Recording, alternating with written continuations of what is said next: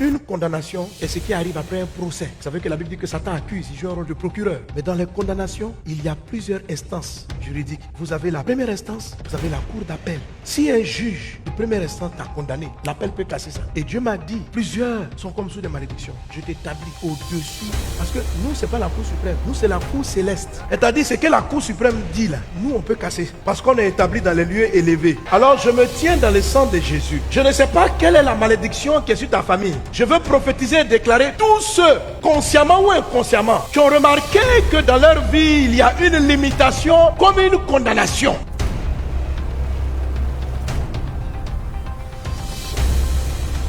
Une des causes qui fait que les gens meurent vite, que la joie divine arrive à traiter les malédictions. 1 Samuel chapitre 2 verset 33. Voici des gens qui ont été maudits. Il dit, je laisserai subsister auprès de mon autel l'un des tiens afin de consumer tes yeux et d'attrister ton âme. Mais tous ceux de ta maison mourront dans la force de l'âge. Et tu auras pour signe ce qui arrivera à tes deux fils, Ophni et Phiné. Ils mourront tous les deux le même jour. Donc ce sont les enfants du sacrificateur Élie qui méprisaient les choses consacrées. Pour ça, Dieu les a fait tuer. Mais à l'issue de leur comportement, une malédiction générationnelle est arrivé, tous les enfants qui naîtront de cette lignée du sacrificateur Élie vont mourir avant d'avoir les cheveux blancs. Et la malédiction va peser sur la famille. Donc de la même manière, plusieurs parents, plusieurs familles ont sur elles, on ne sait pas pour quelle raison, une parole qui les condamne à ne pas se marier. Les condamnations sont des jugements qui ont eu lieu parce que quelqu'un a fait quelque chose, soit toi-même, soit un aïeul. Ça reste en 3 et 4 générations. Mais 3 et 4 générations, ça va très loin. Une génération de à peu près 60 ans, essaie de faire 4 moins 60 ans chaque fois. Tu vas te rendre compte. Si on est en 2025, ça concerne ton aïeul de 1700. Vers 2025, moins 60 ans. 4 fois. Là, on voit où tu arrives. Ça veut dire que tu as un aïeul là-bas. Il était en 1759. Il était méchant. Les gens l'ont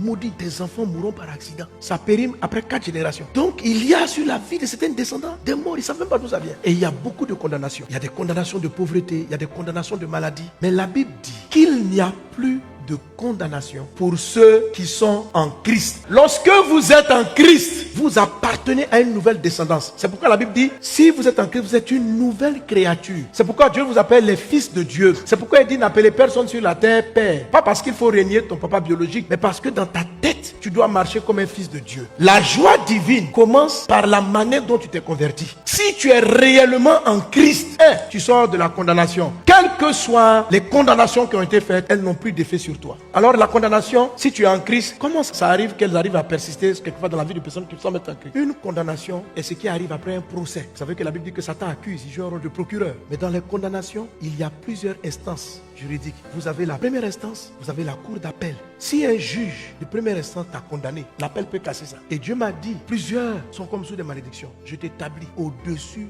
Parce que nous, c'est pas la cour suprême. Nous, c'est la cour céleste. C'est-à-dire, ce que la cour suprême dit là, nous, on peut casser. Parce qu'on est établi dans les lieux élevés. Alors, je me tiens dans le sang de Jésus. Je ne sais pas quelle est la malédiction qui est sur ta famille. Je veux prophétiser et déclarer tous ceux, consciemment ou inconsciemment, qui ont remarqué que dans leur vie, il y a une limitation comme une condamnation. C'est pourquoi je fais prier par rapport à l'esprit de la prophétie. Car c'est le prophète qui monte dans les lieux élevés et qui va siéger à la cour céleste. Dans le nom de Jésus, nous montons en esprit. Nous montons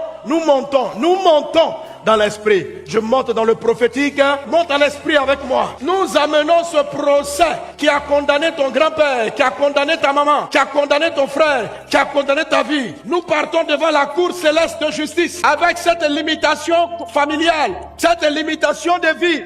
Nous montons dans la haute instance. En Ésaïe 54 verset 17, la Bible dit, toute âme forgée contre toi sera sans effet et toute langue qui s'élèvera en justice. C'est une affaire de justice, tu la condamneras. Nous sommes maintenant sur le plan spirituel à la cour céleste de la justice divine. Pas parce que nous sommes innocents, mais Christ est notre justice. Le sang de Christ nous recouvre. Nous sommes des pécheurs qui ont été graciés. Pardonne nos fautes, nos erreurs, nos manquements. Pardonne les péchés de nos parents. Pardonne-nous, pardonne-nous.